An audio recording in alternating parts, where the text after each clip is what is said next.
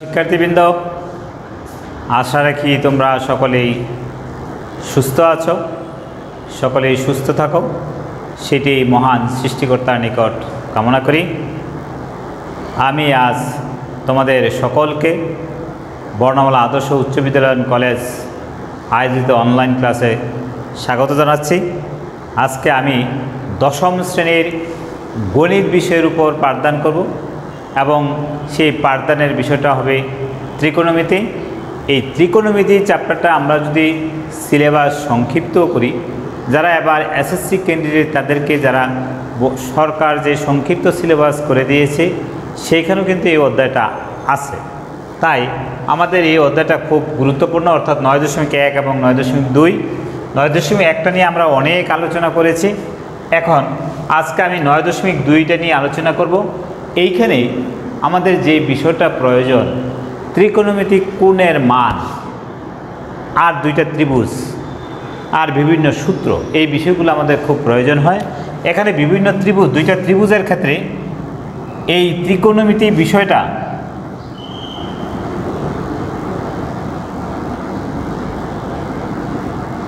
এই ত্রিকোণমিতি বিষয়টাই কিন্তু একটা সমকোণী ত্রিভুজ নিয়ে গঠিত। তাহলে প্রশ্ন হলো, স্যার সমকোণী ত্রিভুজ কাকে বলে? সমকোণী ত্রিভুজ হলো যে ত্রিভুজের একটা কোণ সমকোণ, অর্থাৎ এই কোণটা হলো আমার সমকোণ। তাহলে এই ত্রিভুজটাকে বলবো আমরা কি ত্রিভুজ? সমকোণী ত্রিভুজ।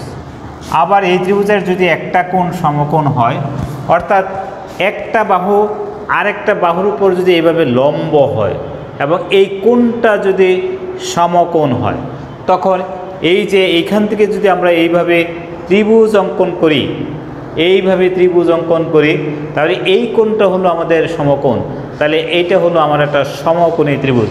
ঠিক তদ্রূপ এইভাবে আমরা অঙ্কন করেছি। এখন এই সমকোণী ত্রিভুজ দ্বয়ের মধ্যে কোনটা লম্ব, কোনটা ভূমি, কোনটা অতিভুজ, এইটা আমাদের চিন্তা করতে হবে। ঠিক আছে শিক্ষার্থীরা? এখন এই বিষয়টা কিভাবে আমরা চিন্তা করব? যেমন এইটা কি আমাদের সূক্ষ্ম কোণ।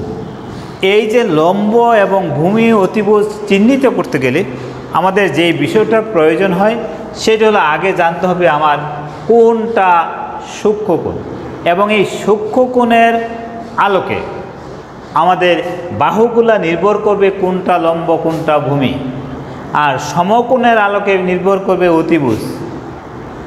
এখন দেখো, সমকোণের বিপরীত বাহু অতিভুজ, অর্থাৎ এসিটা হলো এখানে অতিভুজ।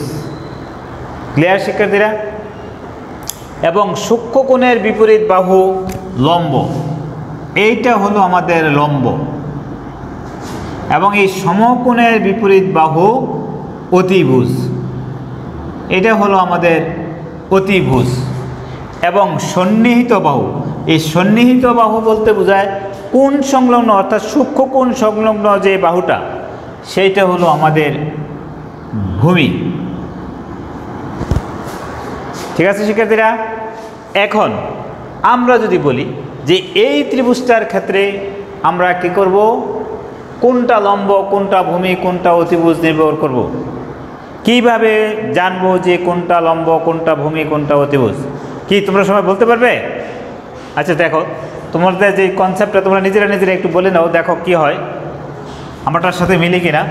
এইটা হলো আমাদের সমকোণ, সমকোণের বিপরীত বাহু এই বাহু, তাহলে এইটা অতিভুজ। এখন প্রশ্ন হলো, তোমাদের লম্ব কোনটা ভূমি কোনটা? হয়তো অনেকে এই চিত্রটা দেখে বলবা যে স্যার এটা তো এরকম লম্বালম্বিভাবে আছে, তাহলে এইটাই লম্ব। কিন্তু না, আসলে বিষয়টা হলো এই সূক্ষ্ম কোণের সাথে সম্পর্ক। আগে কিন্তু কোনটা দেওয়া ছিল এইখানে, এখন কিন্তু কোনটা দেওয়া এই ত্রিভুজের জন্য এই জায়গায়। তাহলে আমাদের কি করতে হবে? তাহলে আমাদের চিন্তা করতে হবে এই সূক্ষ্ম কোণের বিপরীত বাহু এই বাহু। আমরা দেখো সূক্ষ্ম কোণের বিপরীত বাহু কি দিয়েছিলাম? লম্ব লিখেছিলাম। তাহলে এটা যদি সূক্ষ্ম কোণ হয়, এটার বিপরীত বাহু এটা, তাহলে এটা হবে আমাদের লম্ব। ঠিক আছে? এবং সন্নিহিত বাহু এটা হলো আমাদের ভূমি, এইটা হলো আমাদের ভূমি। ক্লিয়ার শিক্ষার্থী? এখন এইটা হলো আমাদের এই যে দুইটা ত্রিভুজ, এই দুইটা ত্রিভুজের কোনটা লম্ব, কোনটা ভূমি, কোনটা অতিভুজ, এইটা নির্ণয় করার বিষয়। তোমরা এরকম আমাদের এই 9.1 শিখেছো sine square theta plus cos square theta equal to 1, sine square theta equal to 1 minus cos square theta, cos square theta equal to 1 minus sine square theta, tan theta equal to sine theta divided by cos theta. এরকম অনেকগুলো সূত্র ছিল, 15টা সূত্র ছিল। এই সূত্রগুলো তোমরা পড়েছো এবং সবাই আশা রাখি এগুলো তোমাদের নজরে আছে এবং জানো। এখন এই যে অধ্যায়টা বললাম, এই অধ্যায়টা জানতে গেলে আমাদের এই যে কোণগুলো, এই যে সূক্ষ্ম কোণ, এই যে সূক্ষ্ম কোণগুলো, এই কোণের মানগুলো আমাদের জানতে হবে, এক একটার জন্য এক একটার মান। এখন এইখানে আমাদের 4টা কোয়াড্র্যান্ট আছে, এরকম একটা ত্রিভুজ আছে। এটা যদি x অক্ষ হয়, এটা হলো y অক্ষ। এই প্রত্যেকটা ঘরে 90 ডিগ্রি করে পরিমাণ।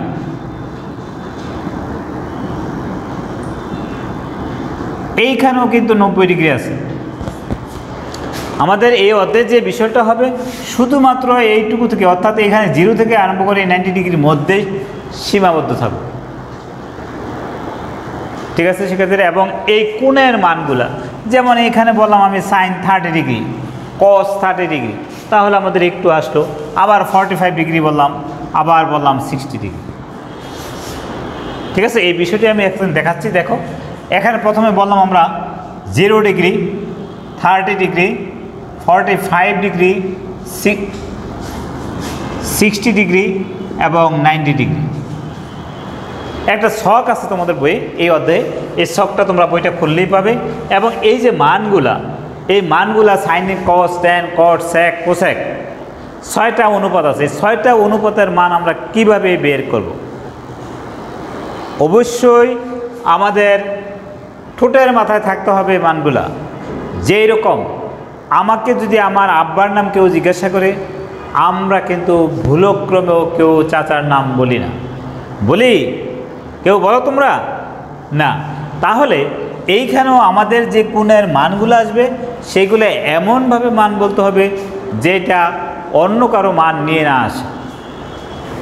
এখন দেখো, এই প্রক্রিয়াটা আমরা বের করার একটা সুন্দর প্রক্রিয়া আছে। যেমন 0, 1, 2, 3, 4, কয়টা শব্দ লিখেছি? 1, 2, 3, 4। আমি এখানে 5টা শব্দ লিখেছি এবং এই 5টাকে আমরা প্রত্যেকটাকে 4 দ্বারা ভাগ করব। প্রত্যেকটাকে কি করব? 4 দ্বারা ভাগ করলাম। ভাগ করে এটাকে আবার বর্গমূল করব। এইটা কি চিহ্ন? বর্গমূল চিহ্ন, রুট ওভার। এখন বর্গমূল করার পরে আমরা যে মানটা পাবো সেই মানটা হবে আমাদের সাইনের মান। কার মান? সাইনের মান। এখানে 0কে কোনো জিনিস দ্বারা ভাগ করলে সেটা 0ই হয়। এইটাকে যদি বর্গমূল করি তাহলে হবে হাফ। এইটার সাথে এটা যদি কাটাকাটি করি 2, তাহলে 1/√2। এটা হবে √3/2 আর এটা হবে 1। এই যে মানগুলো পাইলাম, sine 0 degree 0, sine 30 degree half, sine 45 degree 1/√2, sine 60 degree √3/2, sine 90 ডিগ্রির মান 1। এই মানগুলো আমাদের একদম মুখস্থ থাকতে হবে। কথা বুঝতে পেরেছ? কিন্তু যদি আমরা ভুলে যাই তাহলে যেন এইভাবে আমরা বের করে নিয়ে সঠিকটা কাজে লাগাতে পারি। ঠিক আছে শিক্ষার্থীরা? এখন আমরা কসটা কীভাবে নির্ণয় করব? কসটিটাকে নির্ণয় করার সূত্র আছে, যেমন 4, 3, 2, 1, 0। এইভাবে আবার প্রত্যেকটাকে 4 দ্বারা ভাগ করে যদি আমরা সেইটাকে বর্গমূল করি তাহলে মানটা পাওয়া যায়, কজের মানটা পাওয়া যাবে। কিন্তু আরেকটা সহজ কথা আছে, সেই সহজ বিষয়টা হলো এইখান থেকে যদি আমরা লেখা আরম্ভ করি এইভাবে উল্টা দিকে আসি তাহলে কিন্তু আমরা কজের মানটা পেয়ে যাব। বুঝতে পেরেছ? তাহলে এইখানে আসলে আমাদের 1, এটা √3/2, 1/√2 হাফ, 0। এখন দেখো আমরা কজের মান পেয়ে গেলাম। কার মান পেয়ে গেলাম? কজের মান পেয়ে গেলাম। এখন আমরা আরেকটা জানি, দেখো tan থিটা ইকুয়াল টু আমরা লিখেছি এখানে tan theta equal to sin theta by cos theta, sin theta divided by cos of theta. তাহলে এইখানে আমাদের এই যে tan থিটার মান যদি আমরা বের করতে চাই, তাহলে এই সাইনের মানকে যদি কজের মান দ্বারা ভাগ করি তাহলে আমাদের ট্যানের মানটা চলে আসবে। কি বলছি? সাইনের মানকে যদি কজের মান দ্বারা ভাগ করি তাহলে ট্যানের মান আমরা পেয়ে যাব। দেখো তাহলে কিভাবে আসতেছে, 0কে 1 দ্বারা ভাগ করলে এখানে যদি আমি ট্যান লিখি, 0কে 1 দ্বারা ভাগ করলে এটা 0, এটাকে এটা দ্বারা ভাগ করলে কত হয়? হাফ ভাগ √3/2, হাফ ইন্টু 2/√3, এটা কাটা, তাহলে কত রইল? 1/√3। তাহলে এটা পেয়ে গেলাম আমি 1/√3। এটাকে এটা দ্বারা ভাগ করলে 1, এটাকে এটা দ্বারা ভাগ করলে হবে √3, আর 1/0, 1/0 এটার মান কত? আমার ধারণা অনেকেই বলবো স্যার এটার মান 1, কিন্তু না, এটা হবে অসংজ্ঞায়িত। অর্থাৎ আমার কাছে এই কলমটা আছে, এই কলমটা আমি কাকে দিব? যদি কাউকে দেওয়ার মতো না থাকে তাহলে এটা কি হয়ে যাবে? এটার কোনো সংজ্ঞাই দেওয়া যাবে না, এটা কোন জায়গায় রাখা যাবে সেই বিষয়টাই বলা যাবে না। মনে করে আমি এটাকে এইভাবে বললাম যে স্যার এই টেবিলটার উপরে রেখে দিলাম, তাহলে টেবিলটা তো একটা বস্তু, যাকে আসছে আমি রাখতে পারলাম, কিন্তু এইখানে এই যে শূন্যটা এটা কিন্তু কোনো বস্তু, এটা কোনো মান নাই, সেই জন্য এই মানটা হবে অসংজ্ঞায়িত, এটার কোনো সংজ্ঞা দেওয়া যায় না, অর্থাৎ এটা অনির্ণেয়, অসংজ্ঞায়িত। এখন ট্যান পেয়ে গেলাম। এখন দেখো কটটা কিভাবে বের করব? কটটাও ঠিক তদ্রূপ, সাইনের মান থেকে কজের মান আমরা যেভাবে উল্টা করে লিখেছিলাম, আবার এইখানেও কটটা যখন বের করব তখন ট্যানের মানটা যদি আমরা এদিক থেকে এইভাবে লেখা আরম্ভ করি তাহলে কটের মানটা পেয়ে যাব। এটা হবে অসংজ্ঞায়িত, এটা √3, 1/√3, 1/√3, 0। এখন cot থিটা ইকুয়াল টু যদি অন্যভাবে আমরা বের করতে চাই, যেমন cot theta equal to cos theta divided by sine of theta, এটা হলো আমাদের সূত্র। cot theta equal to cos theta divided by sine of theta. এখন এই সূত্রতে যখন আমরা বসাবো তাহলেও কিন্তু এই মানগুলো আমরা পেয়ে যাব। বুঝতে পেরেছ? এখন আমি ট্যান পেলাম, কট পেলাম, যদি আমরা sec বের করতে চাই, sec থিটা ইকুয়াল টু কি? আমরা সূত্র জানি sec theta equal two 1/cos theta, 1/cos theta, অর্থাৎ কজের বিপরীত। কজের বিপরীত কীভাবে? এইখানে যদি cos থিটার মান এখানে কত দেওয়া আছে? 1, এইটার নিচে মনে মনে কি আছে? আরেকটা 1 আছে, এইখানে এটা মান দেওয়া আছে, এটার নিচেটা কি আছে? মনে মনে 1 আছে। অর্থাৎ 1কে কজের মানগুলো যদি যারা ভাগ করি, এই 1কে cos থিটার যে মানগুলো দেওয়া আছে এই মানগুলো দ্বারা যদি ভাগ করি তাহলে দেখো আমাদের সেকের মানটা চলে আসবে। 1কে 1 দ্বারা ভাগ করলে 1, 1কে এই √3/2 দ্বারা ভাগ করলে কত হবে? 1 ভাগ √3/2, তাহলে 1 ইন্টু 2/√3, তাহলে 2/√3, তাহলে এটার মান হয়ে গেল 1, এটা হয়ে যাবে 2/√3। দেখো লবটা হরে চলে গেছে, হরটা লবে চলে আসছে, এটা হয়ে যাবে √2, এটা হয়ে যাবে 2, আর এটা হবে 1/0, তাহলে এটাও হয়ে যাবে অসংজ্ঞায়িত।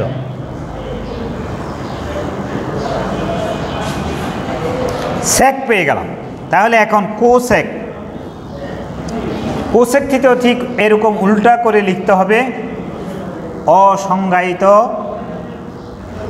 2 √2 2/√3 1। এখন দেখো সাইনের মানটাকে আমরা যখন উল্টা করে আসছি তখন কিন্তু কজের মান পেয়ে গেছি, আবার টেনের মানকে যখন আমরা এরকম উল্টা করে আসছি তখন এই মানটা পেয়ে গেছি, আবার সেকের মান যখন উল্টা করে আসছি তখন আমরা কোসেকের মান পেয়ে গেছি। এখন এই যে মানগুলি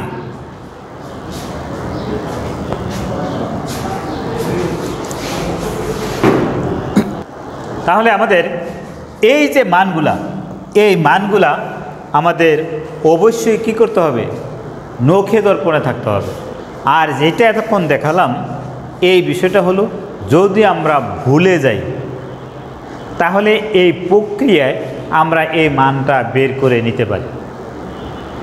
বুঝতে পেরেছো শিক্ষার্থীরা? এইটা হলো আমাদের ভুলে যাওয়ার পর প্রক্রিয়া, কিন্তু আমি প্রথমে শেখার জন্য এটাকে বুঝেই শিখব। বুঝে শিখলে বিষয়টা যা দাঁড়াবে সেটা হলো আমি একটা মান মুখস্থ করলে, যেমন সাইনের মান মুখস্থ করলে আমি কজেরটা ইজিলি করতে পারবো। যেমন সাইন 60 ডিগ্রি কস 30 ডিগ্রি, আবার sine 0 degree cos 90 degree, sine 90 degree cos 0 degree. এই যে টেকনিক, এই টেকনিকটা তোমাদের শিখতে হবে, জানতে হবে, বুঝতে হবে, তাহলেই তোমরা এই বিষয়টা খুব সহজে করে ফেলতে পারবে।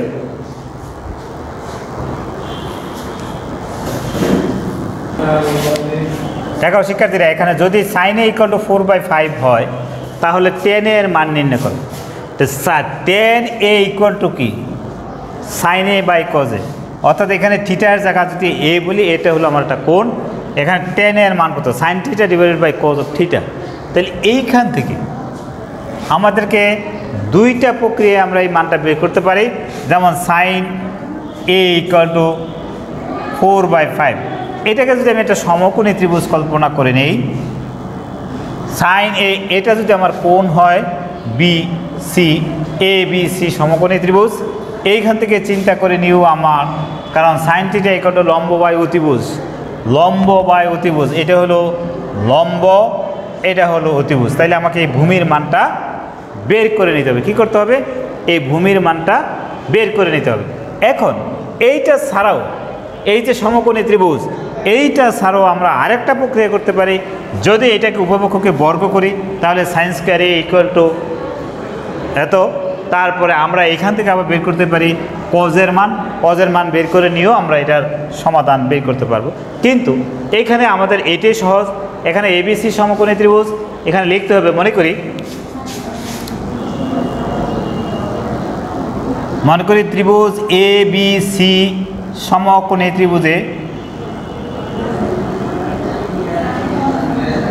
ত্রিভুজে বি কোণ সমান এক সমকোণ, বি কোণ সমান এক সমকোণ। এখানে বি কোণ সমান এক সমকোণ, এখানে লম্ব বিসি ইজ ইকুয়াল টু 4, অতিভুজ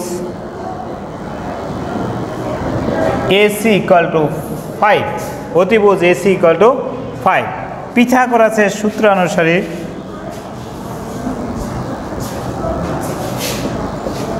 সূত্রানুসারে,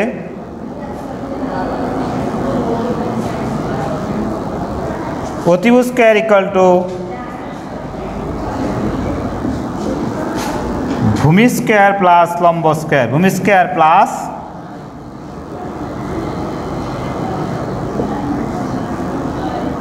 লম্ব স্কয়ার, অতিভুজ স্কয়ার ইকুয়াল টু ভূমি স্কয়ার প্লাস লম্ব স্কয়ার। এখানে আমার ভূমির মান জানা নাই, অতিভুজের মান জানা আছে। 5 হোল স্কয়ার ইকুয়াল টু ভূমি হলো এবি, অর্থাৎ এবি স্কয়ার প্লাস লম্ব হলো 4 স্কয়ার। তাহলে A B square equal to 5 square minus 4 square, তাহলে A B equal to 25 minus 16 root. সুতরাং এ বি ইকুয়াল টু 25 থেকে 16 গেলে 9, 9কে যদি বর্গমূল করি তাহলে আসতেছে 3, তাহলে এইটার মান পেয়ে গেলাম আমরা 3। সুতরাং tan a equal to tan theta equal two কি, লম্ব বাই ভূমি, টেরা লম্বা ভূত, তোমরা পড়েছ আগে, টেরা লম্বা ভূত অর্থাৎ লম্ব ভূমি, কার আলোকে, সূক্ষ্ম কোণের আলোকে, কার আলোকে? এই যে সূক্ষ্মকোণটা ছিল, এই সূক্ষ্মকোণের আলোকে সূক্ষ্মকোণের বিপরীত বাহু লম্ব এবং সন্নিহিত বাহু কি? ভূমি। তাহলে লম্ব বাই ভূমি অর্থাৎ এ বি ডিভাইডেড বাই লম্ব হলো কি? BC by A B. তাহলে বিসি কত? 4, নিচে হলো 3। এইটাই হলো আমাদের সমাধান। এইভাবে সমাধান করতে হবে। এবং এই অধ্যায়ে আজকে যে বিষয়গুলো আমরা আলোচনা করলাম, ঠিক আছে, এই বিষয়গুলো তোমরা যদি এই অধ্যায়ের অঙ্ক শিখতে চাও, অর্থাৎ তোমাদের শিখতেই হবে, আর না হয় এসএসসি পরীক্ষা ভালো রেজাল্ট করা কোনোভাবেই সম্ভব হবে না। সেজন্য আজকে যে বিষয়গুলো আলোচনা করলাম সেগুলা বাসায় মনোযোগ সহকারে আবার চেষ্টা করবে এবং ভালো থাকবে। সবাই বাবা মাকে সহযোগিতা করবে। এই বলেই এখানে শেষ করছি।